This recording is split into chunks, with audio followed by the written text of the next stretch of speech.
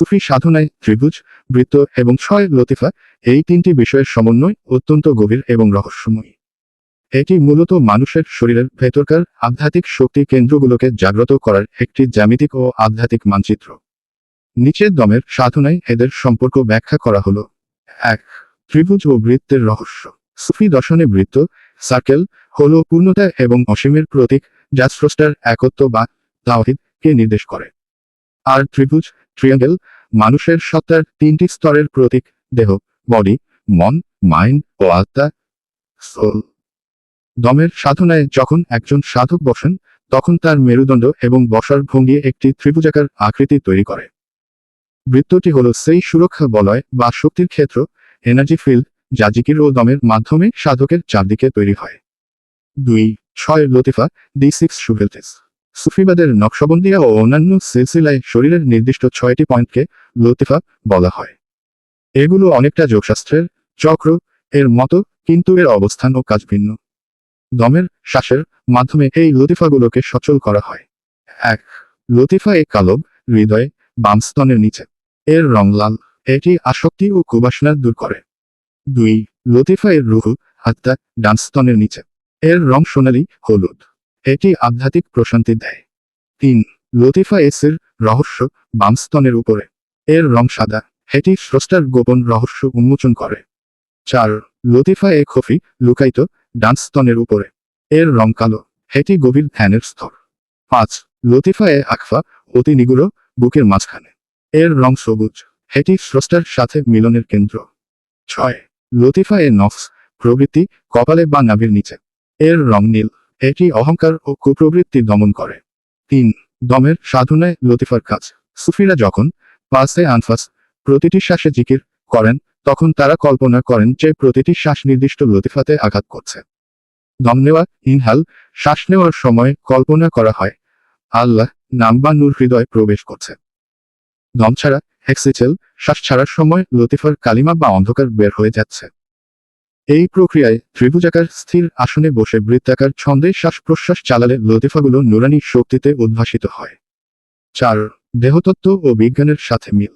আধুনিক বিজ্ঞানের দৃষ্টিতে সুফিদের এই লতিফাগুলোর অবস্থান শরীরের প্রধান নার্ভ প্লেক্সাসেস এবং অ্যান্ডোক্রাইন গ্রন্থিগুলোর এন্ডোক্রাইন গ্ল্যান্ডস খুব কাছে।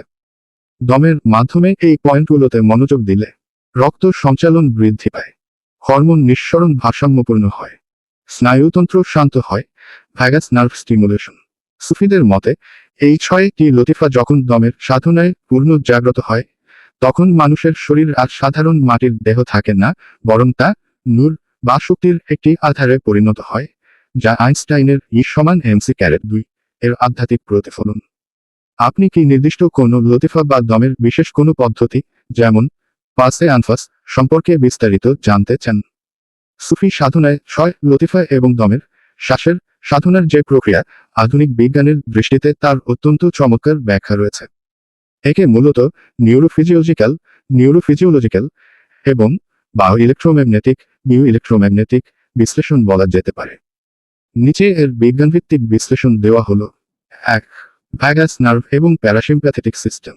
সুফিরা যখন দীর্ঘ ও ছন্দময় শ্বাস, যাকে তারা দম বলেন, চর্চা করেন, তখন এটি সরাসরি শরীরের ভ্যাগাস নার্ভকে উদ্দীপিত করে।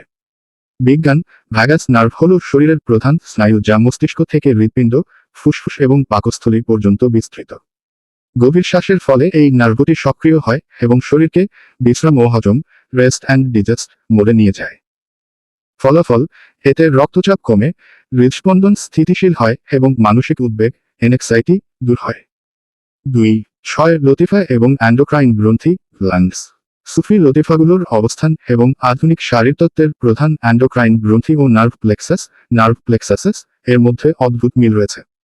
হৃদয়ে, লতিফা এ কালব, এটি কার্ডিয়াক প্লেক্সাস এবং থাইমাস গ্রন্থির কাছে অবস্থিত, যা রোগ প্রতিরোধ ক্ষমতা নিয়ন্ত্রণ করে।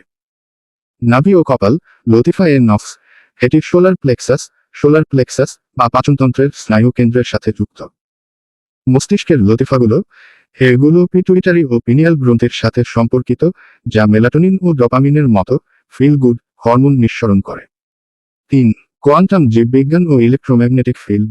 আইনস্টাইনের E=mc²2 অনুযায়ী যেমন পদার্থ শক্তির রূপান্তর, তেমনি শরীরের প্রতিটি কোষে বিদ্যুৎ প্রবাহিত হয়। হার্ট ব্রেন কোহেরেন্স, জিকির এবং দমের সাধনায় যখন হৃৎপিণ্ড এবং মস্তিষ্কের তরঙ্গগুলো একই ছন্দে কোহেরেন্স চলে, তখন শরীরের চারপাশে একটি শক্তিশালী তড়িৎ চৌম্বকীয় ক্ষেত্র তৈরি হয়। বিজ্ঞান গবেষণায় দেখা গেছে, গভীর ধ্যানের সময় মস্তিষ্কে আলফা আলফা এবং থেটা থেটা তরঙ্গের প্রাধান্য বাড়ে, যা গভীর শিথিলতা এবং সৃজনশীলতা তৈরি করে। 4. নেতিবাচক এন্ট্রপি, নেগেটিভ এন্ট্রপি।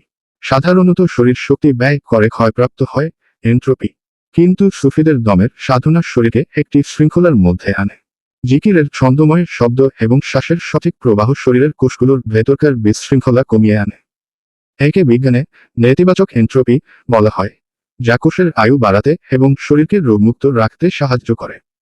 5. অক্সিজেনেশন এবং কোষীয় পুষ্টি।